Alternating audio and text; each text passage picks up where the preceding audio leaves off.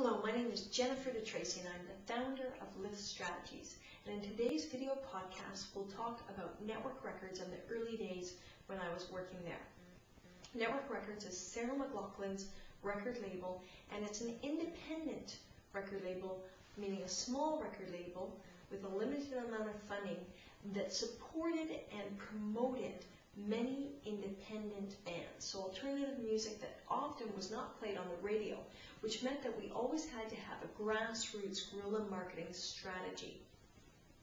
Now how it worked was we would sign the bands, do up the artwork, set up the schedule, and we had a distributor. In this case it was EMI Records that would have sales reps go out there and show the sales sheets and in a sense promote the band. But they had a catalog this thick of artists to promote. So networks, independent bands weren't making them a lot of money. So what we did was we got on the phones, and there was a time where that was my job, to be on the phones all the time talking to record stores all across Canada. So everywhere from Newfoundland all the way to British Columbia. So I had to follow the different time zones. And my objective was to get at least one person in that record store excited about the band that I was promoting. So if there was a band like Rose Chronicles, which was very ethereal music, kind of melancholy at times, guitars and stuff, but in a very sort of beautiful, sort of drifty type of way, versus Mystery Machine, which was hard driving electric guitars and bass just coming at you full on. And sometimes the person I would talk to at a particular store did not like both types of music. So I had to find somebody at that store that did. Other times people just loved the brand. They loved Network Records and they loved almost everything that came out on Network, and they were the Evangelists. And let's face it, if you can find an evangelist as a word-of-mouth source to promote that music to customers coming in, then that's ideal. However, we had to adapt to that depending on the store and the marketplace that we were in. And sometimes it was the smaller towns that would really get excited about this kind of stuff, because for one thing, the bands would come through the small towns, but secondly, it's because they didn't have the exposure or the variety of the big city.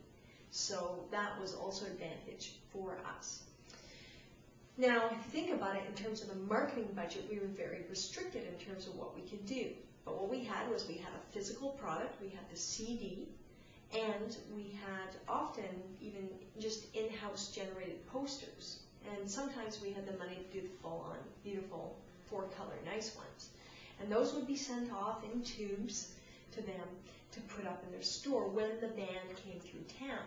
So our objective was, number one, to get the product wrapped on the shelf, to have one person love that product, to play that CD in the store ongoing and be completely neurotic about it, to also see if they could get it on a listening post, and when the band came to town or when a new release came out, to put up posters around that area where the CD was. And if we could get all of that happening with an independent band and sell 5 CDs a week out of one store, we were doing really well. And multiply that times 200 stores, and you could be rocking in the free world. However, again, it really depended on the relationships. And what we're talking about here is building a fan at the store level that is communicating that to the public. So if you're in a business where you sell products and they're distributed and sold through a retail establishment or even online, in some cases, you need to find someone who's going to write the reviews, hype that product and fall in love with it. The evangelists and the fans are key. So think about it in terms of your business model, how you could apply this lesson from the music business to your existing business in order to get a bigger bang for your marketing buck. I'm Jen DeTracey, the founder of Lift Strategies. I hope that you'll join us again.